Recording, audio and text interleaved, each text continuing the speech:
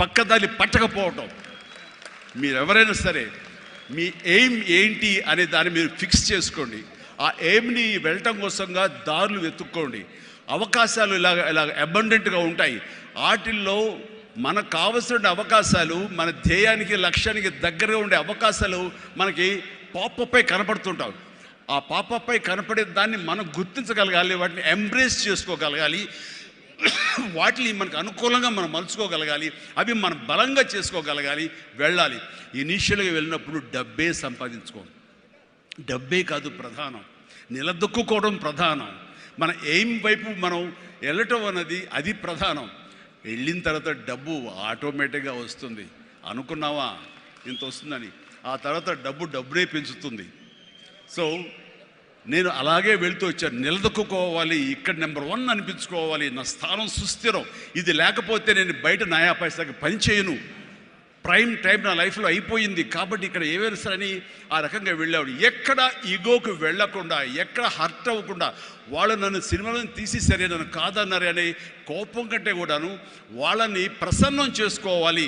వాళ్ళు మళ్ళీ అతన్ని మనం బాధ పెట్టుంటామేమో కదా అని వాళ్ళ మనసుల్లో వాళ్ళు వాళ్ళు గిల్ట్ ఫీల్ అయ్యేలాగా చేసి నెక్స్ట్ ఏమైనా సినిమా చేయాలయా అని అనిపించేలాగా నా బిహేవియర్ ఉండేది. ఆ బిహేవియర్ తోటి వాళ్ళ ఆఫీస్కి వెళ్ళి కూర్చునేవాడిని. అంటే అక్కడ నాకు ఒక పౌరుషం లేదని కాదు, పరిస్థితి నాకు అనుకూలంగా మలుచుకోవడంలో నేను అది ఆ రకంగా కొంచెం తగ్గి వెళ్తాను. నేను తగ్గడం మూలంగా ఆ తర్వాత వచ్చే కరెంటు వేవ్స్ దాని మీద ఎక్కితే అదే తీసుకెళ్తాను పైకి. అది నమ్మిన వాడిని నేను. అలాంటి దర్శకులతోటి, ఆ దర్శకులతోటి నేను హైయెస్ట్ సినిమాలు చేశాను అన్నది ఈరోజున వాస్తవం. అలాగే ఇక్కడ సినిమా ఇండస్ట్రీలో నీ టాలెంట్ అనేది ఇనిషియల్ స్టేజ్లో secondary. How you behave, how you cooperate with the producers. So all the time how you look in to their benefit. వాళ్ళ బాగులు ఎలా చూసుకుంటావు, వాళ్ళకి లాభం రావాలి ఎలా చూసుకుంటావు అనే దాని మీద దృష్టి పెడితే అది నిన్ను మరింత దగ్గర చేర్చుకుంటుంది. రామారావు గారి ఎగ్జిట్ తర్వాత, ఆయన పాలిటిక్స్కి వెళ్ళిన తరువాత ఒక గ్యాప్ లోపల ఉన్నారు మహానటులు ఎంతోమంది ఉన్నారు. శోభన్ బాబు గారు, కృష్ణరాజు గారు, కృష్ణ గారు, నాగేశ్వర గారు, అందరూ ఉన్నారు. ఆ టైంలో ఒక కొత్త వాటికి ఛాన్స్ రావడం అనేది ఎంత కష్టం అనేది నేను ప్రత్యేకించి చెప్పక్కల. ఈ రోజుల్లో మాత్రం కానే కాదు. ఆ రోజుల్లో ఏంటి అంటే నా టాలెంట్ ఉంది కదా ఎస్ అని అనుకుంటే కుదరదు బాబు. నీ బిహేవియర్ కూడా దానికి అడిషనల్గా యాడ్ అవ్వాలి. మనం కొంచెం ఏంటంట అని అన్నామనుకోండి, అబ్బో వీడితో ఎక్కడ పడుతున్నా బాబు, వద్దురే బాబు, ఆల్టర్నేటివ్ చూడండిరా అనేలాగా వాళ్ళ మైండ్ సెట్ ఉంటుంది. మనలాంటి నటులు ఎంతోమంది ఉంటారు. బట్ వాళ్ళలో మనం బెస్ట్ ఆప్షన్ అంటే అపార్ట్ ఫ్రమ్ అవర్ హిస్టానిక్ టాలెంట్స్, మనకున్న నైపుణ్యం కంటే కూడా మన వ్యక్తిత్వం అని కూడా అక్కడ చాలా చాలా ప్రధానమైన పాత్ర వహిస్తుంది.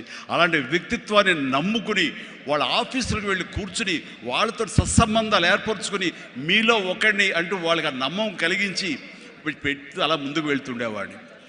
ఎలాగో ఎవాల్వ్ అయ్యాను అంటే నన్ను ఇండస్ట్రీ నాకు చేయూతనిచ్చి ఇండస్ట్రీ నన్ను పైకి ఎదిగేలా చేసింది అనే దానికంటే నన్ను ప్రేక్షకులు ఫస్ట్ వాళ్ళను గుర్తించారు. ఇండస్ట్రీ గుర్తించలేదు, ప్రేక్షకులు గుర్తించారు, ప్రేక్షకులు చేయూతనిచ్చారు. అందుకనే ప్రేక్షకుల పట్ల నాకు ఎప్పుడూ కృతజ్ఞత ఉంటుంది. ఇది మీకు అర్థమయ్యేలాగా తేటతెల్లంగా చెప్పాలి అంటే, రామారావు గారు ఎగ్జిట్ తర్వాత ఎవరు అంటలో 2-3 పోటాపోటీగా నిలబడి ఉన్నప్పుడు లక్ష్మీ ఫిలిం డిస్ట్రిబ్యూటర్స్ అని విజయవాడలో ఉండేవాళ్ళు. అప్పట్లో ఇప్పట్లాగా బయింగ్ అలాంటివి లేవు. ఏరియాల వైజ్ కొనటం సినిమాలు లేవు, బయర్ సిస్టమ్ లేదు, ఓన్లీ డిస్ట్రిబ్యూషన్. అంటే డిస్ట్రిబ్యూటర్ అనేవాళ్ళు బెజవాడ నుంచి వచ్చి ఎవరెవరు ఏ సినిమాలు తీస్తారు, కథలు నచ్చితే కనుక ఆ కథకి ఇంత బడ్జెట్ ఇచ్చేవాళ్ళు. ఆ బడ్జెట్ తోటి సినిమాలు తీసేవాళ్ళు. అందులో లాభాలు ఎంతో మిగుల్చుకొని మిగతా వాళ్ళు డిస్ట్రిబ్యూటర్స్ వాళ్ళు డిస్ట్రిబ్యూట్ చేసుకుని ఆ వచ్చే డబ్బు వాళ్ళు పంచుకునేవాళ్ళు. ఇది సిస్టమ్. ఆ సమయంలో ఒక కథ చెప్పి మేము సో హీరోని మేము అనుకుంటున్నామని ఆ ప్రొడ్యూసర్స్ చెబితే లింగమూర్తి గారని లక్ష్మీ ఫిలిమ్స్ సంబంధించినటువంటి ఒక వాళ్ళ CEO ఆయన వచ్చారు. ఓకే, ఎంత ఎక్స్పెక్ట్ చేస్తున్నారు ఆ హీరో మీద? అప్పుడు 25 crores ల్యాక్స్, సారీ క్రోర్స్ కాదు, ల్యాక్సే. 25 lakhs 30 lakhs, కానీ మాది బడ్జెట్ ఎక్కువ అండి, 50 lakhs పైన అవుతుంది అని. అంటే ఆ హీరో మీద 50 lakhs అంటే మాకు చాలా రిస్క్. చిరంజీవి అని వస్తున్నాడు కదా, అతని మీద అయితే ఇస్తాం అని. ఎందుకండి, ఎందుకు ఇస్తారు? అతను ఏంటి కొత్తగా వస్తున్నాడు కదా అంటే, రావడం ఏంటి, ఖైదీ లాంటి సినిమా చేశాడు. ఆ ఖైదీలో అతని డ్యాన్సులకి, ఫైట్లకి ఎక్స్ట్రాగా జనం విపరీతమైనటువంటి రెస్పాన్స్ ఉంది. మేము జనంలో ఉంటాం, బెజవాడలో ఉంటాం, మిగతా ఊళ్ళ నుంచి ఫీడ్బ్యాక్ తీసుకుంటాం. మాకు తెలుసు అతని పొటెన్షియాలిటీ అని. అంటే చెన్నైలో ఉండేవాళ్ళు, మెడ్రాస్లో ఉండేవాళ్ళు కొంచెం సంశయిస్తూ వచ్చారు. కాదండి, ఇతనైతేనే 50 ఇస్తాం, వాళ్ళైతే మాత్రం 30 కంటే ఎక్కువ ఇవ్వలేము అని వాళ్ళు తేల్చి చెప్పిన తర్వాత ఆయన ఒక మాట అన్నాడు, సాంగ్స్ అండ్ ఫైట్స్ అనేవి అప్పటి వరకు మినీ ఇంటర్వెల్స్. స్మోక్ చేసేవాళ్ళు కానీ, లేకపోతే బాత్రూమ్ వెళ్ళేవాళ్ళు కానీ, లేకపోతే రిఫ్రెష్మెంట్స్ కోసం బయటికి టీ తాగడం వెళ్ళే వాళ్ళకి సాంగ్ రాగానే వాళ్ళు బయటికి వెళ్ళిపోయేవాళ్ళు. ఫైట్స్ అనగానే కొంచెం అసహనంగా ఉండి బయటికి వెళ్ళిపోయేవాళ్ళు. ఎందుకంటే అది డూప్ చేస్తున్నాడు రా, మధ్యలో క్లోజప్స్లో హీరో తప్ప, అండ్ సాంగ్స్లో ఏంట్రా అది, అలా ఉండేది కామెంట్స్ అని. ఆయన చెప్పిన మాటలు ఇవి, నా మాటలు కాదు. ఆయన అన్నారు, కానీ అదే ఈ అబ్బాయి సాంగ్స్ అయితే కనుక ప్రొజెక్టర్ ఆపి మళ్ళీ రిపీట్ తోటి మళ్ళీ వేయండి అని అనిపించుకుంటున్నారు. ఇది మాకు కావాలి, ఇది మాకు డబ్బులు తెచ్చిపెట్టేది, కాబట్టి ఈ అబ్బాయి అయితే కనుక ఇంత ఇస్తాము అని తేల్చుకోవడంటే అప్పుడు వీళ్ళందరూ తప్పనిసరి, అంటే ప్రజలు కోరుకుంటున్నారు కాబట్టి, డిస్ట్రిబ్యూటర్స్ ఇన్సిస్ట్ చేస్తున్నారు కాబట్టి నాకు ప్రొడ్యూసర్ అప్పుడు నా వైపు చూశారు.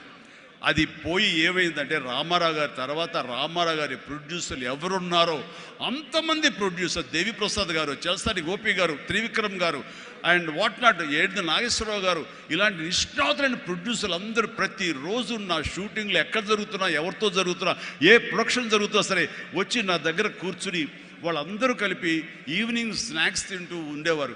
అప్పుడు అనేది ఇది కదా నా బలం, ఇది కదా నేను సాధించుకున్నాను అని. రామారావు గారి ప్రొడ్యూసర్లు తిరిగి నాతో సినిమాలు తీస్తుంటే అది ఎనలేని బలం. నెంబర్ 1 హీరో అవ్వాలని అనుకున్న నాకు ఆ క్షణం అనిపించింది, అయ్యానని ఒకసారి కాలర్ ఎగరేస్తే ఏమవుతుందో కూడా నాకు తెలుసు. అందుకనే అణిగిమణిగే ఉండాలి, ఎప్పుడు సబ్జ్యూడ్గానే ఉండాలి. నెంబర్ 1 అనేది నా మైండ్లో ఎప్పుడు పెట్టుకునేవాడిని కాను. స్వేర్ కష్టపడి పనిచేస్తే ఆటోమేటిక్గా ఆ నెంబర్ అట్లాగే ఉంటుంది తప్ప ఎక్కడికి పోదు. అదే నమ్మకంతో తప్ప నేను నెంబర్ 1 చెప్పుకుంటే అది నాతో నిలబడుతుందన్న నమ్మకం లేదు. మనం కష్టపడి అలా అదే విధంగా ముందుకు సాగుతూ ఉంటే కనుక ఆటోమేటిక్గా వస్తుంది. ఆ నెంబర్ 1 స్థానం అలా నిలబడి ఉంటుంది. అది గట్టిగా నమ్మిన వాడిని. ఇది ఎవరు చెప్పింది కాదు, నా అంతరాత్మ నాకు చెప్పింది కాబట్టి దాంతో ఫాలో అవుతూ వచ్చేవాడిని. అందుకని ఈ రోజున నేను సరదాగా ఎంటర్ప్రినర్షిప్ వెళ్ళది నేను నా సోత్కాశం చెప్పకూడదు అనుకుంటున్నప్పుడు నేను ఏం పాయింట్ చెప్పాలని ఊరికి గూగుల్ చేస్తే the key principles to become an entrepreneur, identify your passion. NCC తర్వాత నిర్దిష్టంగా నా ప్యాషన్ ఏంటో నాకు తెలిసి వచ్చింది, acting. And take calculated risk. నాన్నన్నారు, ఈ సినిమా ఇండస్ట్రీలో ఎవరు తెలియదు, నువ్వు వెళుతున్నావు, అది రిస్క్ కదరా, మరి అక్కడ ఎవరు రాణించకపోతే ఏం చేస్తారు? నాన్న రాణించకపోతే ICWAI ఆ కోర్సు చేరతాను ఎగ్మూర్లో, అందులో సైమిల్టేనియస్గా చదువుతాను, టైం వేస్ట్ చేయనంటూ పగలంతా ఫిల్మ్ ఇన్స్టిట్యూట్, ఈవినింగ్ అయ్యేసరికి ఈ యొక్క ICWAI ఎగ్మూర్ అని చెన్నైలో ఉండేది. ఆ ప్రాంతంలో ఆ ఇన్స్టిట్యూట్లో నైట్ కాలేజీ చదివేవాడిని. ఒక 6 months అయిన తర్వాత చాలా కష్టమైపోయేది, నైట్ నిద్ర లేకుండా, పగలేమో ఈ ఫిలిం ఇన్స్టిట్యూట్లో నేను అనుకున్నది చేయలేక నెమ్మదిగా నా ఇంట్రెస్ట్ స్ట్రెంగ్తన్ అవుతుంది, నాలో బలమైనటువంటి నమ్మకం ఏర్పడుతుంది, ఖచ్చితంగా రాణించగలన్న బలంతో ఏం సరంటే దీన్ని తెలియకుండా నేను వదిలేశాను.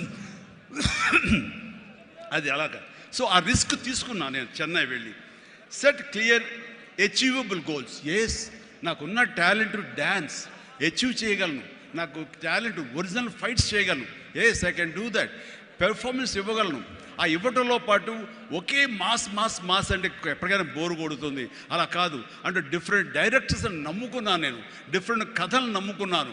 ఒక పక్క నుంచి ఖైదీ సినిమా చేస్తే మరో పక్క నుంచి నేను మంత్రి గారి వియ్యంకుడు సినిమా చేశాను. College students, young lad, love subject చేశాను. రెండు కలిపి ఒక వారంలో రిలీజ్ అయింది. మీరు కావాలంటే గతంలోకి వెళ్ళి ఆ ఖైదీ రిలీజ్, నెక్స్ట్ మంత్రి గారి వియ్యంకుడు చూడండి. 1 వీక్ రెండు, ఒకటి సూపర్ డూపర్ ఫినామినల్ హిట్, ఒకటి సూపర్ హిట్ అయింది మంత్రి గారి వియ్యంకుడు. ఆ తర్వాత శుభలేఖ, ఒక డిగ్నిటీ ఆఫ్ ల్యాబ్, మన మహానుభావుడు విశ్వనాథ్ గారి డైరెక్షన్లో సినిమా చేశాను. ఆ తర్వాత ఇదే కాదు, చిన్నపిల్లల్ని అలరించేలాగా, ఇందులో చాలామంది చిన్నప్పుడు చూస్తుంటారు చంటి అబ్బాయి.